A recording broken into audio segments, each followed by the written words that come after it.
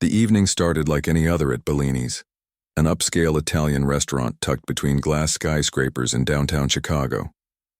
The warm glow of crystal chandeliers reflected off polished silverware as the dinner rush began.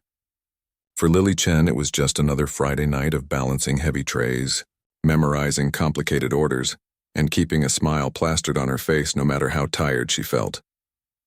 Lily had been working at Bellini's for nearly 3 years. At 28, she wasn't where she had imagined she'd be at this point in her life. Waiting tables was supposed to be temporary, just a way to pay bills while figuring out her next step. But life had other plans.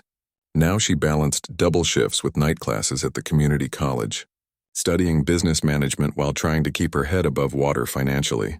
Table 7 needs more bread, and 12 is asking about their appetizers, called out Miguel, another server who had been at Bellini's even longer than Lily. He moved with practiced efficiency, somehow managing to look completely calm despite the growing crowd. Lily nodded, quickly adjusting her black apron and grabbing a basket of fresh-baked focaccia. Her feet already ached and her shift had barely begun. She had spent the afternoon taking a difficult midterm exam, and her brain felt foggy from stress and lack of sleep. But customers at Bellini's didn't care about her personal struggles.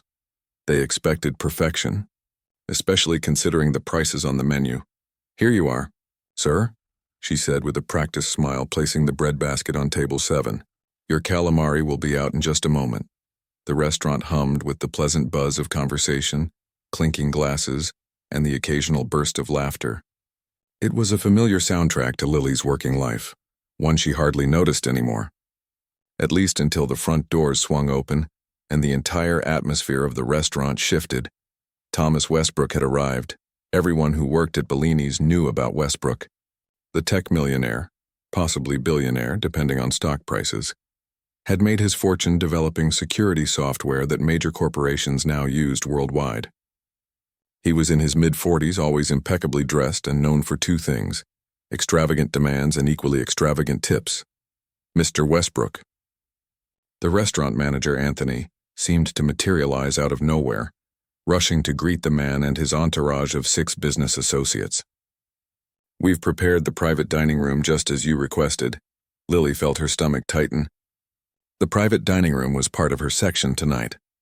She caught Miguel's sympathetic glance from across the restaurant. "Good luck," he mouthed silently. The manager led Westbrook and his group through the main dining area toward the glass-encased private room at the back. The space featured a stunning view of the city skyline and, uniquely, housed a beautiful grand piano. The instrument was mostly for show, though occasionally the restaurant hired a pianist for special events. Lily took a deep breath and waited for Anthony's signal. When he nodded in her direction, she gathered her composure and headed toward the private room. "Good evening, gentlemen," she said as she entered, her voice steady despite her nerves. "Welcome to Bellini's. My name is Lily, and I'll be taking care of you tonight." Westbrook barely glanced at her, engaged in conversation about some business merger. The other men, all in suits that probably cost more than Lily's monthly rent, gave her varying degrees of acknowledgement. She began her rehearsed speech about the evening's specials, carefully describing each dish with just enough detail to sound knowledgeable without being tedious. "We'll start with 2 bottles of the 1996 Barolo," Westbrook interrupted, still not looking at her. "And everyone will have the tasting menu with wine pairings. Any food allergies, gentlemen?" There were none, which made Lily's job marginally easier. She nodded efficiently and left to place the order, feeling slightly relieved. The tasting menu meant less decision-making and potentially fewer opportunities for something to go wrong. Back in the kitchen, the chef grumbled about preparing 7 tasting menus at once, but got to work. Lily used the moment to catch her breath, leaning against the wall and closing her eyes briefly. "Westbrook table?" asked Paula, one of the older servers who had been at Bellini since it opened. Lily nodded. "Remember, honey, no matter how they act, it's just one night of your life. And his tips can cover a month of textbooks." Paula patted her shoulder before heading back out with steaming plates for her own tables. The night progressed in a blur of coordinated service. Lily moved efficiently between the kitchen and the private dining room, presenting each course with professional precision. The wine flowed freely, and with each glass, Westbrook's group grew louder and more animated. They were celebrating something, the successful acquisition of a smaller tech company, from what Lily could gather from snippets of conversation. By the dessert course, Lily's feet were screaming in pain, but she maintained her composure. She was carefully placing 7 plates of tiramisu on the table when she overheard a comment that made her hand tremble slightly. "It's a shame that piano is just sitting there unused," said one of the men, a younger executive with slicked back hair. "This place should have some entertainment for what we're paying." "Anthony mentioned their regular pianist is on vacation," another replied, sampling the dessert. "Excellent tiramisu, by the way." Westbrook, who had been checking something on his phone, suddenly looked up. His eyes moved from the grand piano to Lily, who was finishing serving the dessert wine. Something in his expression made her uneasy. "You," he said, pointing at her. "Do you play?" The table fell silent, all eyes turning to Lily.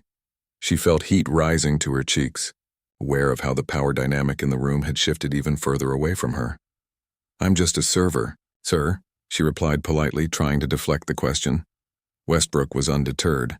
"That's not what I asked. Do you play the piano?" Lily hesitated. The truth was complicated, tied to a past she didn't talk about with strangers, especially not customers who could affect her employment. "But something about directly lying to this man seemed unwise. I used to," she admitted. "But it's been a while." Westbrook's eyes lit up with interest. "Used to? What does that mean?" "Either you can play or you can't." The other men at the table were watching the interaction with amusement. Lily felt trapped, aware that every server in the restaurant had experienced some version of this uncomfortable spotlight when dealing with entitled customers. "I studied piano when I was younger," she explained carefully, "but I don't perform anymore." "Well, tonight you do," Westbrook declared, gesturing toward the piano. "Play something for us." Lily froze. She glanced toward the main dining room, hoping to catch Anthony's eye for rescue, but he was busy with other customers. The request wasn't just inappropriate, it felt humiliating, like being asked to perform tricks for entertainment. "I'm sorry, sir, but that's not part of my job here," she said, her voice quieter but still professional. "I can ask Anthony if there's a possibility of arranging for a pianist another evening."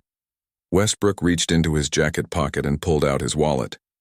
The room grew even quieter as he removed a bill and placed it deliberately on the table. Even from where she stood, Lily could see it was $1,000. "I think you misunderstand," he said smoothly. "This isn't part of your job. It's a private transaction between us. One song, your choice, and this is yours." Lily stared at the money. $1,000. That was more than a week's worth of wages and tips combined. It could cover the textbooks for next semester, with enough left over to finally fix the broken radiator in her apartment before winter fully set in. But the principle of it, being commanded to perform like some kind of circus act, made her stomach turn. As she stood there, caught in an impossible position, the youngest executive laughed. "I don't think she actually knows how to play. Probably just took a few lessons as a kid." "No, let's make it interesting," another chimed in, his words slightly slurred from wine. "Beethoven's Moonlight Sonata, 3rd movement. If she can actually play that, the money's hers." Westbrook's eyebrows raised in amusement. "Perfect. Do you know it?" he asked Lily. The 3rd movement of the Moonlight Sonata was notoriously difficult, a technically demanding piece that required years of serious training. The suggestion was clearly meant to expose her, to call what they assumed was a bluff. What none of them could know was that before her father's illness had drained her family's savings and forced her to abandon her music scholarship, Lily had been on track to attend Juilliard. Piano hadn't just been a hobby. It had been her entire life, her future, her identity. And Beethoven's Moonlight Sonata. She had performed the complete sonata for her final recital before everything fell apart. Anthony appeared at her side, having noticed the unusual situation developing in the private room. "Is everything all right here?" he asked carefully, giving Lily an escape route. Lily looked at the $1,000 bill on the table, then at Westbrook's smugly challenging expression, then at the gleaming black piano in the corner, an instrument she hadn't touched in nearly 2 years, not since she'd had to sell her own upright to cover her mother's hospital bills. Something shifted inside her.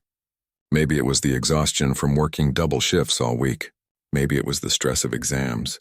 Or maybe it was simply the realization that while these men could command her to bring them food and wine, it couldn't take away what she'd worked her entire young life to master. "Everything is fine, Anthony," she said quietly. "Mr. Westbrook has made a special request." Anthony looked confused but nodded slowly. "If you're sure." Lily placed her serving tray on an empty side table.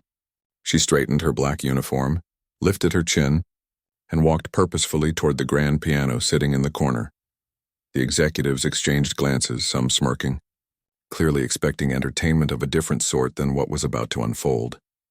As she adjusted the bench and sat down, Lily felt a strange calm wash over her.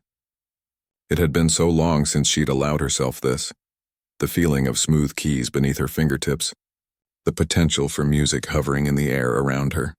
For a moment, she closed her eyes, remembering her mother's voice. "Never hide your gift, Lily, no matter what happens to us. Your music is yours." With that memory warming her heart, she placed her hands in position and prepared to show Thomas Westbrook exactly what he'd demanded to hear. The private dining room fell silent as Lily positioned herself at the piano bench. She adjusted it slightly, muscle memory from years of practice guiding her movements. The executives watched with varying expressions, some amused, others curious, and Westbrook himself with a hint of skepticism in his eyes. For a moment, Lily's hands hovered above the keys. It had been so long. Nearly 2 years since she'd last played seriously. What if her fingers had forgotten? What if she embarrassed herself in front of these powerful men, who already viewed her as nothing more than a server to be commanded? But then she thought about the $1,000 bill sitting on the table, about her upcoming rent payment, about the tuition installment due next week, about her mother's voice encouraging her never to hide her gift. And suddenly none of the doubts mattered anymore. Lily took a deep breath and began to play. The third movement of Beethoven's Moonlight Sonata erupted from the piano like a thunderstorm. Her fingers flew across the keys, muscle memory taking over as they found each note with perfect precision. The technically challenging arpeggios that had frustrated so many piano students over the centuries poured from her hands as if she'd been born playing them. After 4 bars, she risked a glance up. The smirks had vanished from the executives' faces, replaced by expressions of shock. Westbrook himself sat frozen, wine glass halfway to his lips, eyes wide with disbelief. Lily returned her focus to the piano, losing herself in the music. This wasn't just about proving these men wrong or earning the money. This was about reconnecting with the part of herself she had been forced to abandon. The piece demanded everything: rapid hand crossings, lightning-fast key changes, dramatic dynamic shift, and she gave it all, her body swaying slightly as she navigated the emotional landscape of Beethoven's creation. Outside the private dining room, the regular restaurant patrons had begun to notice. The music was impossible to ignore, cutting through the typical dinner conversation with its intensity. Servers paused mid-task, turning toward the source of such unexpected beauty.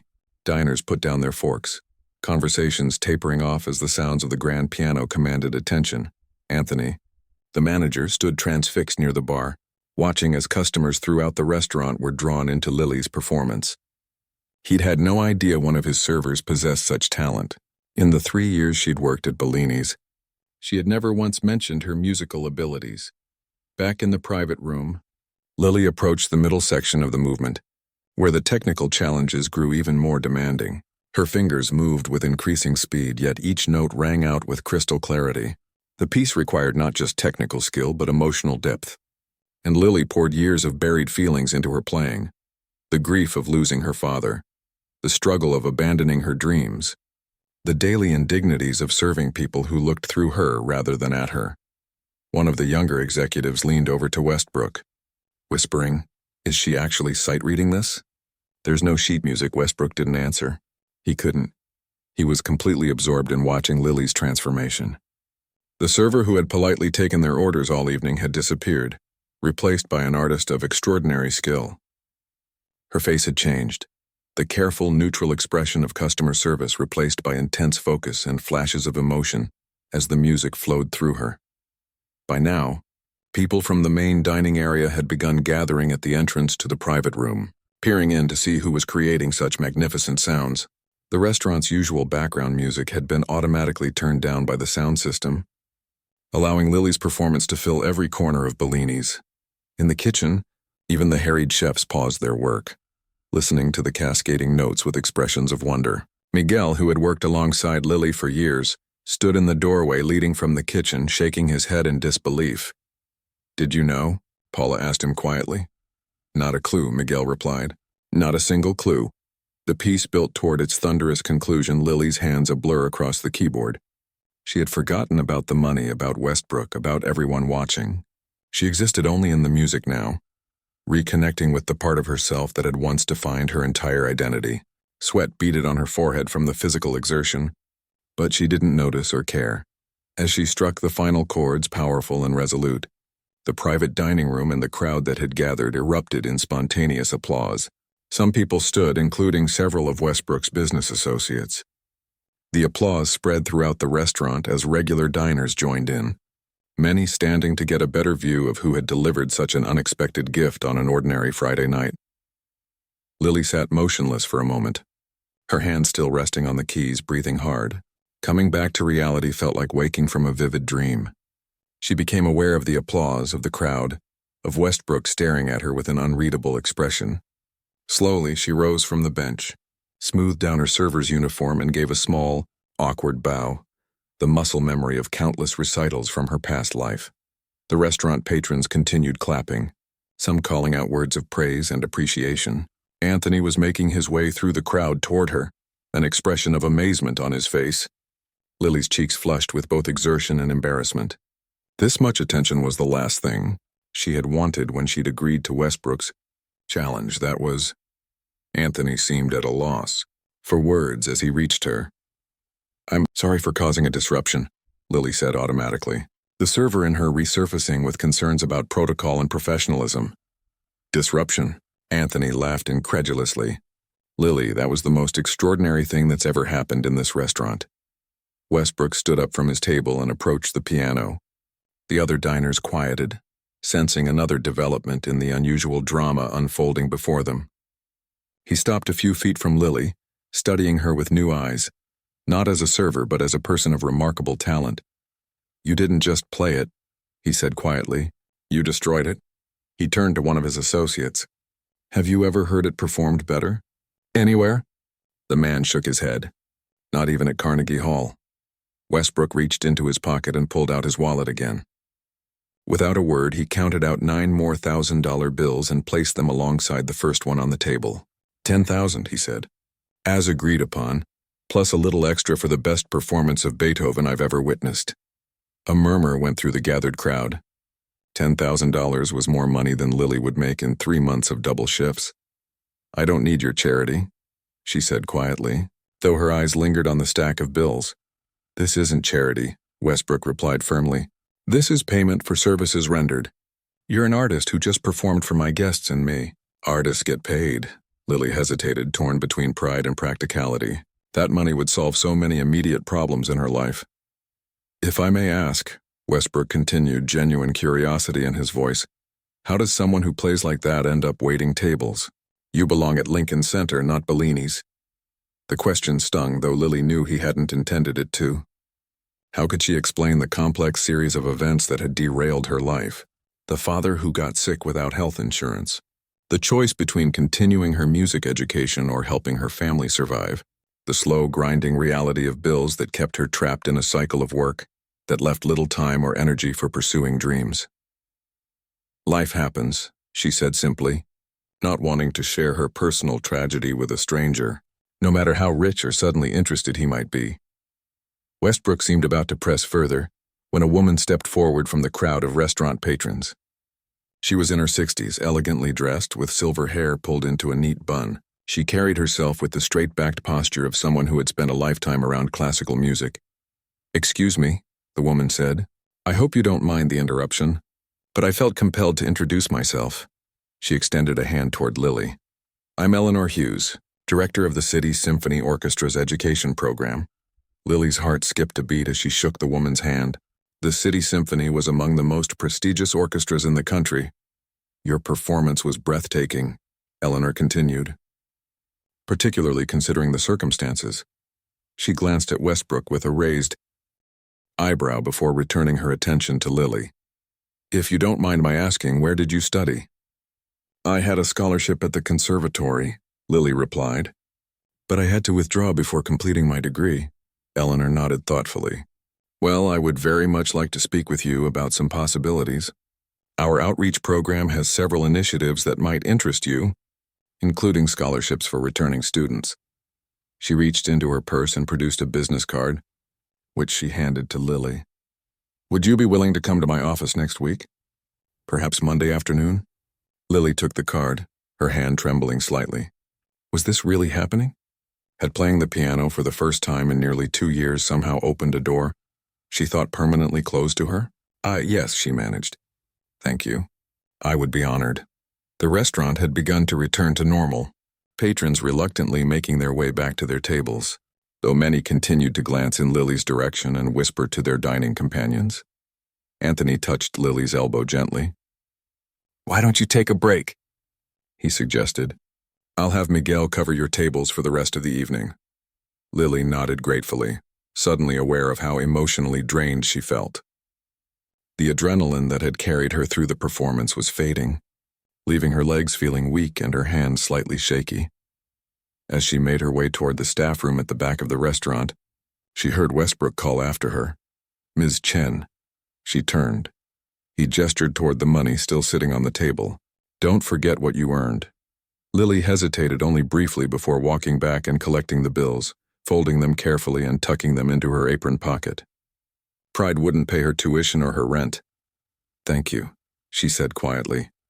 Westbrook nodded. No, thank you for reminding me of something important. What's that? Lily asked.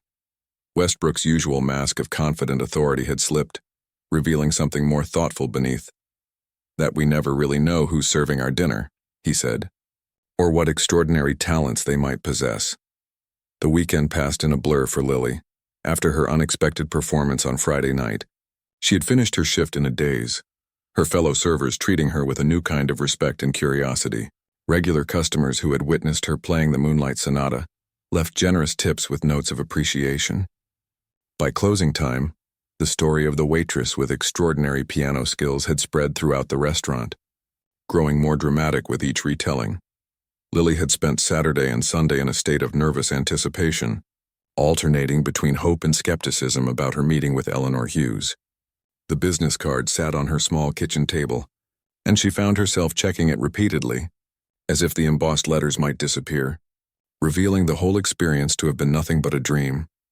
Monday morning arrived with gray skies and a light drizzle that matched Lily's uncertain mood.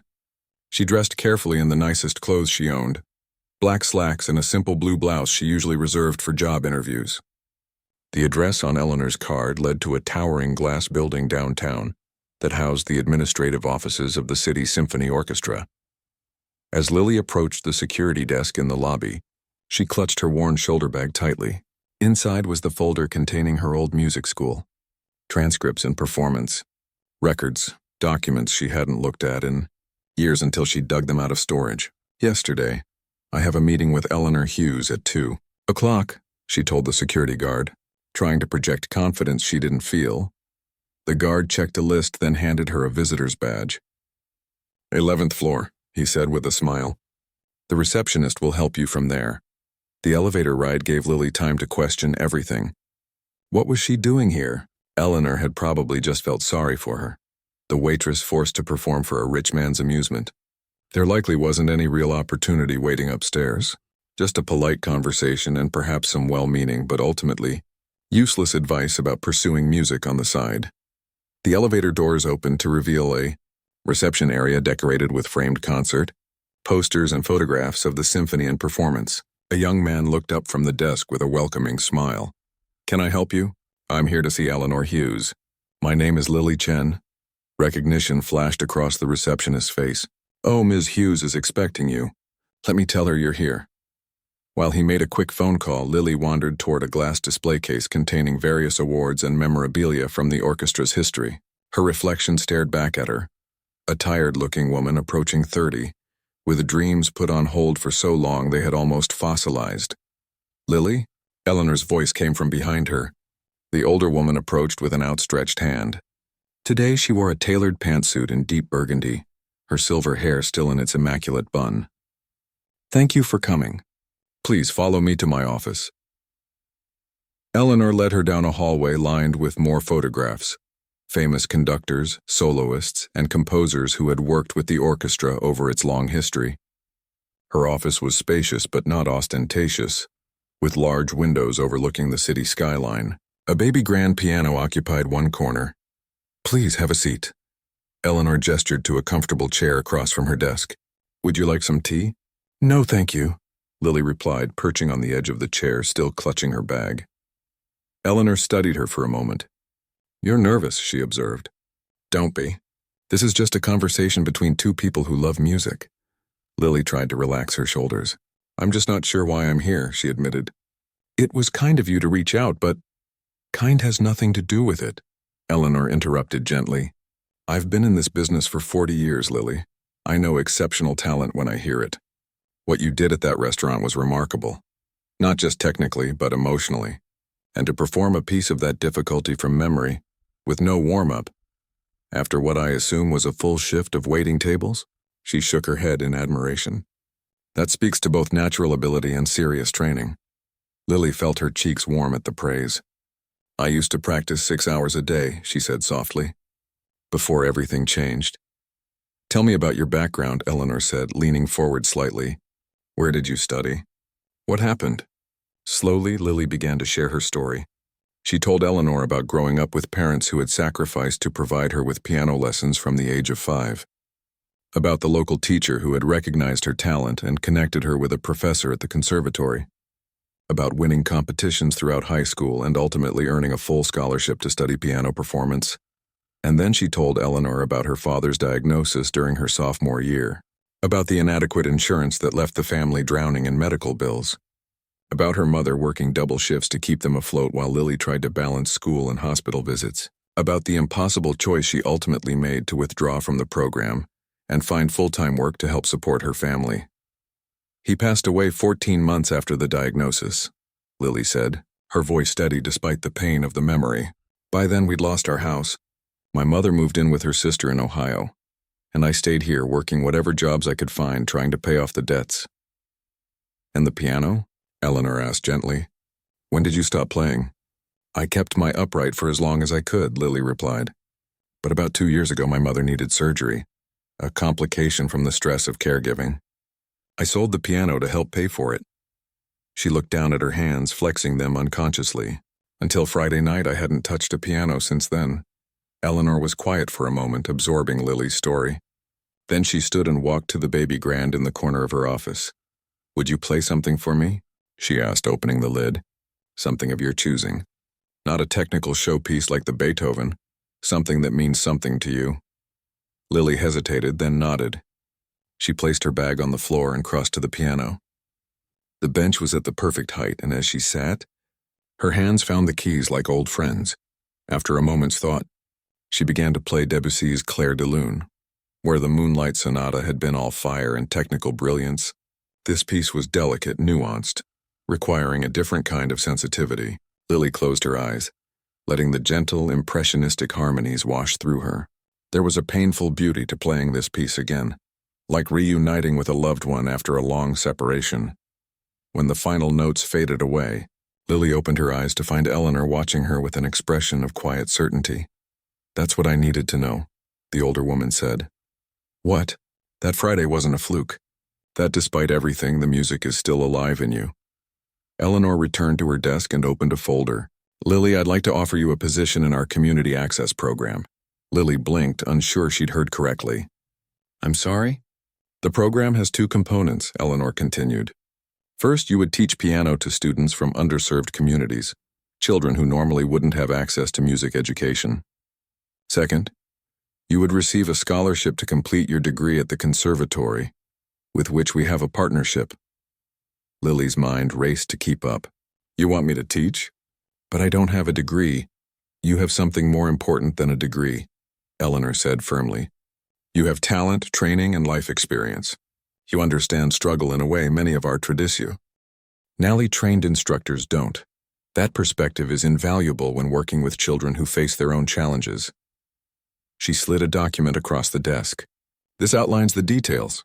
The position includes a modest stipend, not enough to live on by itself, but combined with completing your education, it creates a pathway back to a career in music." Lily skimmed the document, her heart pounding. It was real, a genuine opportunity to reclaim the life she'd thought lost forever. "I don't know what to say," she whispered. "Say you'll consider it," Eleanor replied. "The new session begins in 4 weeks. That would give you time to arrange your schedule, give notice at the restaurant if necessary, and prepare." "I still need to pay rent," Lily said, the practical concerns of survival immediately asserting themselves. "I can't just quit my job." "Of course not," Eleanor agreed. "Many of our teachers work other jobs, especially at first. The program is designed to be flexible, and as for your education, most classes can be scheduled around work commitments." Lily looked back at the piano, then down at her hands that had spent years carrying trays and punching orders into a computer system instead of creating music. "Why me?" she asked suddenly. "I'm sure you have plenty of qualified applicants with actual degrees and recent performance experience." Eleanor smiled. "Did you know I was eating alone at Bellini's that night? My husband passed away last year. Friday nights are still difficult, so sometimes I treat myself to dinner out." She paused. "What I witnessed wasn't just good piano playing, Lily. I saw a young woman being humiliated by a wealthy man, who then proceeded to transform that moment into something transcendent through sheer talent and determination. That kind of resilience can't be taught at any conservatory." Lily felt tears threatening and quickly blinked them away. "Take the weekend to think about it," Eleanor said, her tone gentle but practical. "Talk to your manager about adjusting your schedule. Look over the details, and then let me know your decision by next Monday." As Lily gathered her things to leave, her mind already racing with possibilities, Eleanor added, "Oh, and there's a staff piano in the break room that's available for practice whenever you need it. No one needs to sell their piano in this organization, no matter what happens in their personal lives." Walking back through the lobby, visitor badge in hand, Lily felt lighter than she had in years. The drizzle outside had stopped and weak sunshine was breaking through the clouds.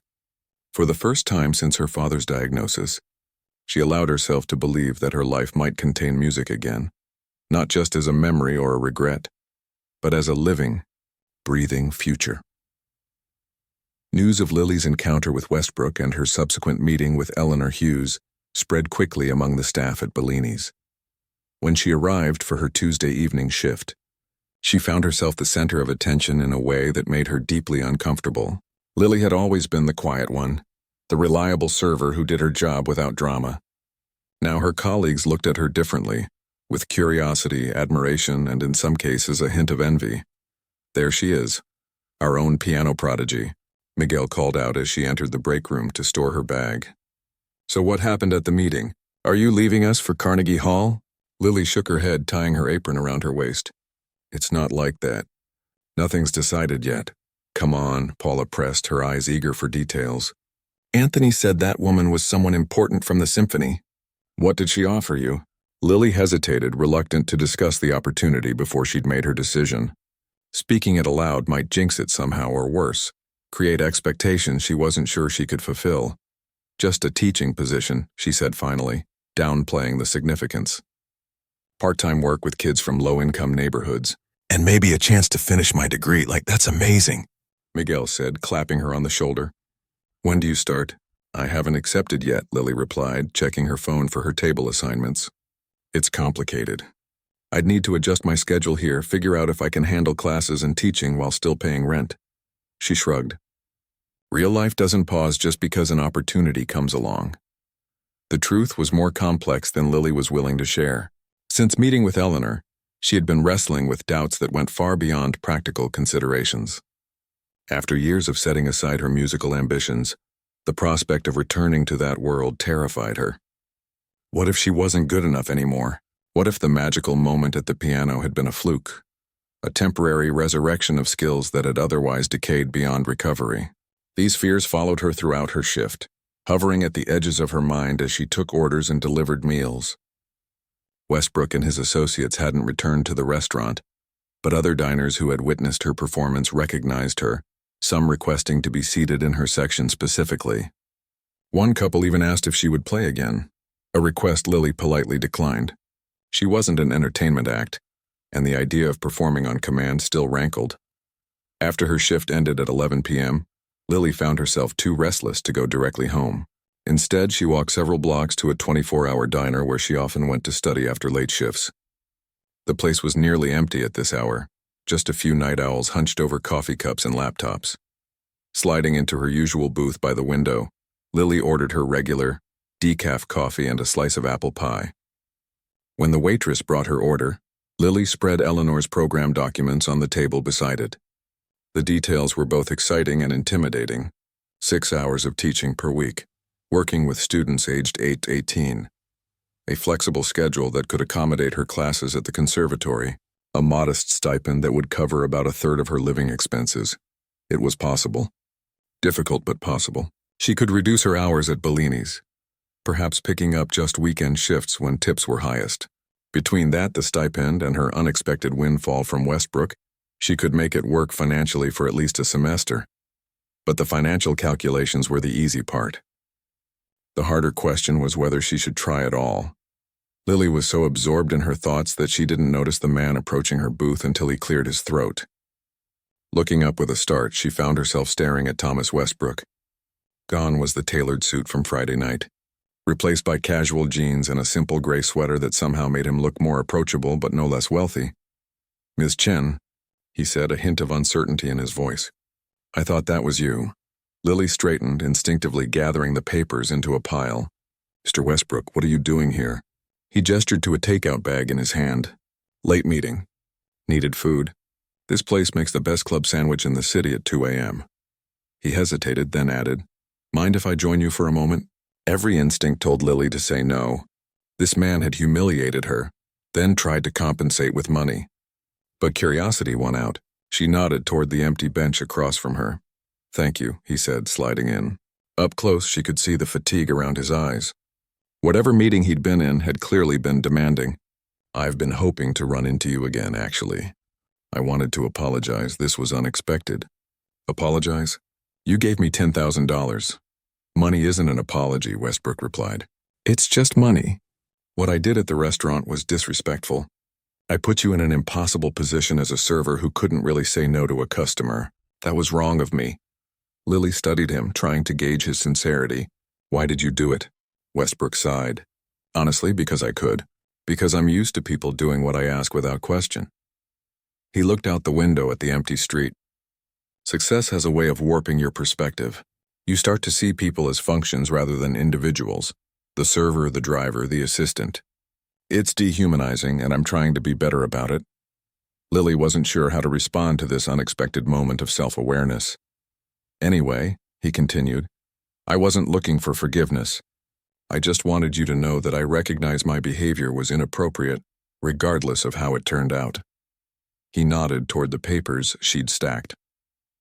"The symphony woman found you then?"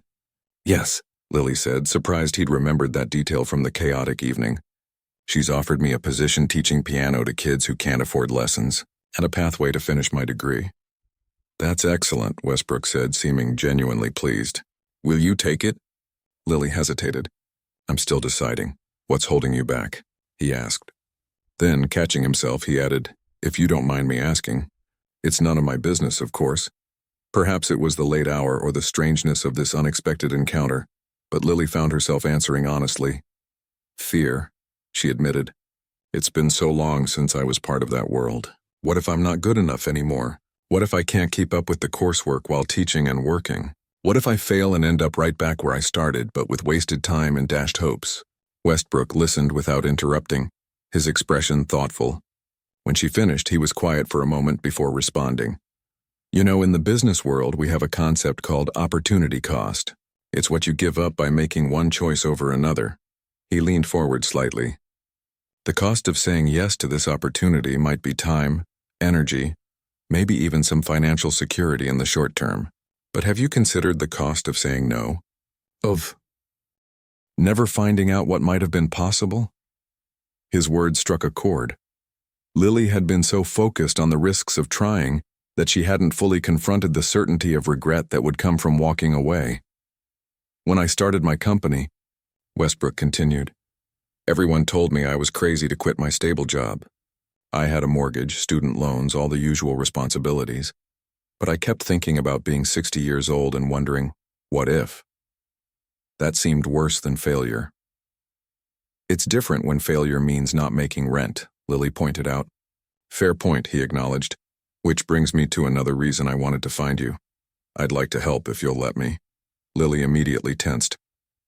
I don't need charity. Not charity, Westbrook clarified quickly. Investment. I've been thinking a lot about my company's philanthropic focus. We dump money into the usual corporate causes, but nothing with real personal meaning. He pulled a business card from his wallet and placed it on the table. I'd like to create a scholarship fund for musicians facing financial hardship. Would you be willing to consult on how to structure it effectively? Paid consultation, of course. Lily picked up the card, suspicious. Is this just a roundabout way of giving me more money? Westbrook laughed. Partially, yes. But I'm also serious about the foundation. Your story made me realize how many talented people must be sidelined by financial circumstances. It seems like a problem worth addressing. He stood up, gathering his takeout bag. Think about it. No pressure either way. As he turned to leave, Lily called after him. Why? Why do any of this? You don't know me. Westbrook paused. 2 reasons. First, hearing you play that night reminded me of something I'd forgotten. What it feels like to witness true mastery, the kind that comes from thousands of hours of dedication. It was humbling in the best possible way. He smiled slightly. And second, my mother was a piano teacher in a small town in Minnesota. She taught kids for 40 years, many for free when their families couldn't pay. She would have liked you.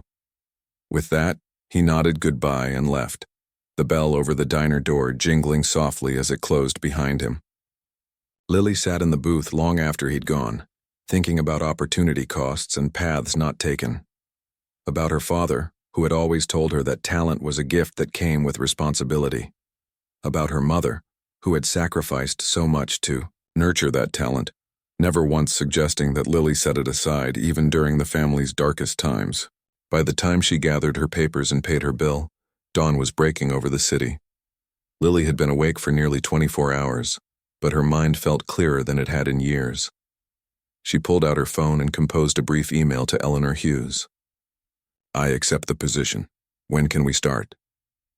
Then she walked home through the quiet morning streets, for the first time in a very long time allowing herself to imagine a future filled with music. 6 months later, Lily stood in the hallway outside, the community center's main performance space, listening to the excited chatter of parents and siblings finding their seats. Behind her, in a small classroom temporarily converted to a green room, her students were in various states of nervous preparation. Some were practicing silently on paper keyboards, others were pacing, and a few sat perfectly still, eyes closed in concentration. 5 minutes, everyone, Lily called softly through the doorway. Remember, this isn't about perfection. It's about sharing your joy in music. The winter recital marked the end of Lily's first semester with the Community Access Program. When she had accepted Eleanor's offer back in the spring, she could never have imagined how completely her life would transform in such a short time. The adjustment hadn't been easy. Balancing teaching with her own classes at the conservatory while still picking up weekend shifts at Bellini's had pushed her to her limits. There were nights she fell into bed too exhausted to think, mornings when she questioned whether she could keep up the pace, but the work itself had become a source of energy rather than depletion. Each time one of her students mastered a difficult passage or discovered the emotional heart of a piece, Lily felt her own passion for music rekindling. Teaching turned out to be not just a job but a healing process, a way of reclaiming parts of herself that had been dormant for too long. Tonight was a culmination of that journey, not just for her students but for Lily herself. As the program's newest teacher, she had been given the final performance slot of the evening, a brief solo piece to close the recital. It would be her first public performance as a pianist, rather than a waitress commanded to play since she'd left the conservatory years ago. Quite a turnout, Eleanor said, appearing at Lily's side. The older woman radiated calm confidence in an elegant black pantsuit. The community center director says they've never had this many people attend a winter recital before. Lily nodded, trying to control the butterflies in her stomach. A lot of the families have never been to a formal recital. For some, it's their first time seeing their child perform any kind of music. And that makes tonight special, Eleanor said, squeezing Lily's arm gently. Oh, I meant to tell you. The first installment of the Westbrook Foundation grant came through yesterday. Starting next semester, we can expand the program to include 3 more schools and add violin and cello instruction.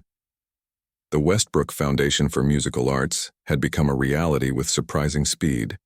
True to his word at their late-night diner meeting, Thomas Westbrook had consulted Lily on creating a scholarship program specifically designed to support musicians facing financial hardship. What had begun as a casual conversation had evolved into a substantial foundation, with Lily serving on the advisory board alongside established names in the music education world. Have you heard from him? Eleanor asked. Will he be attending tonight? He sent his regrets, Lily replied. Some business conference in Tokyo, but he asked for a video of the performances. The house lights dimmed twice, the signal that the recital was about to begin. Eleanor headed to her seat in the front row, while Lily gathered her students. All right, everyone, she said, looking at the circle of young faces. Remember what we talked about. Music isn't about being perfect. It's about connecting. With the composer, with yourself, with the audience. Even if you make a mistake, keep going. The journey is what matters, not a wrong note here or there. Some of the children nodded solemnly. Others still looked terrified. 12-year-old Danny, who had struggled with severe performance anxiety all semester, looked like he might be sick. Lily knelt beside him. Danny, remember our deal? Just you and the piano having a conversation. The audience is just overhearing it. The boy took a deep breath and gave her a shaky nod. One by one, Lily's students performed their pieces, some simple, others surprisingly complex. There were mistakes, of course. 10-year-old Zoe had a memory slip halfway through her Bach minuet but found her place after a tense moment. 8-year-old Luis played his entire piece at approximately twice the intended tempo due to nerves, finishing to delighted applause and his own look of startled relief. But there were moments of unexpected beauty, too. 14-year-old May, who rarely spoke above a whisper in class, played Chopin with such sensitivity that several audience members wiped away tears, and Danny, despite his fear, delivered a moving performance of Schumann's Traumerei that belied his age and limited experience. As the students took their final group bow, Lily felt a surge of pride so intense it almost overwhelmed her. These children, many from circumstances as challenging as her own had been, were discovering the same refuge and joy in music that had sustained her through her darkest times. The recital director stepped forward to announce the final piece. To close our program, we're honored to have a performance from one of our newest faculty members, Ms. Lily Chen, who will play Rachmaninoff's Prelude in C-sharp minor. Lily moved to the piano amid warm applause. As she settled on the bench and positioned her hands above the keys, she allowed herself a moment to take in how far she had come from that night at Bellini's. The journey from waitress to piano teacher and returning student had been filled with challenges, doubts, and exhausting days. But sitting here now, poised to perform not because someone had commanded her to, but because she had chosen this path back to herself, that felt like victory. The piece began with its famous heavy chords, dark, dramatic, commanding attention. Unlike the frenzied technical brilliance of the Beethoven she'd played for Westbrook, or the delicate impressionism of the Debussy she'd played for Eleanor, this Rachmaninoff was all about power and presence. As Lily moved through the thunderous, opening to the more reflective middle section, she felt completely present in the music, neither dwelling on the past nor anxious about the future. When the final resonant chords faded, there was a moment of complete silence before the audience erupted in applause.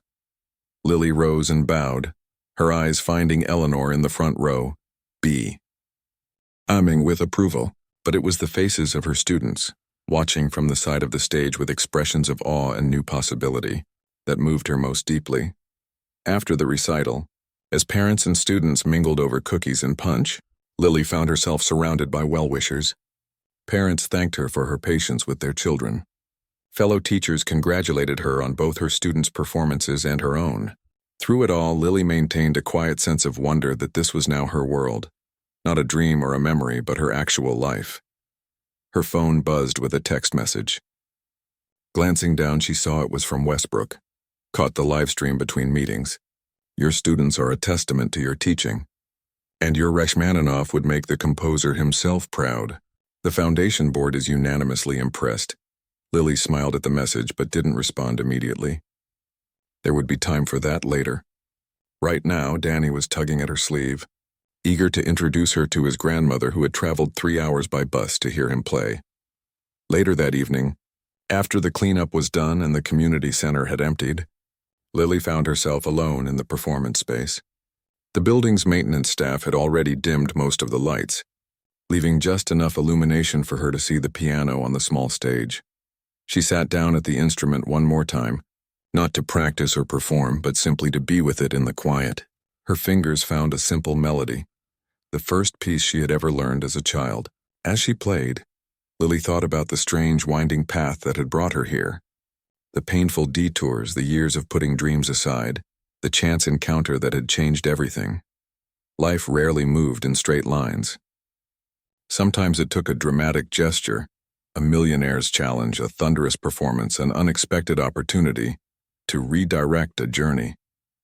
But more often it was built of smaller, quieter moments, a teacher's encouragement, a student's breakthrough, the daily discipline of showing up and doing the work. Lily gently closed the piano lid and gathered her things to leave. Tomorrow would bring more classes, more teaching, more practicing, the beautiful ordinary routine of a life reclaimed. As she walked through the darkened hallway toward the exit, she passed the bulletin board where flyers announced upcoming events. Among them was a notice for spring auditions for the City Symphony's Young Artists program. She paused, considering it for a moment, then took out her phone and snapped a photo of the flyer. Not today, perhaps not tomorrow, but someday soon. The journey was far from over. It was, in many ways, just beginning.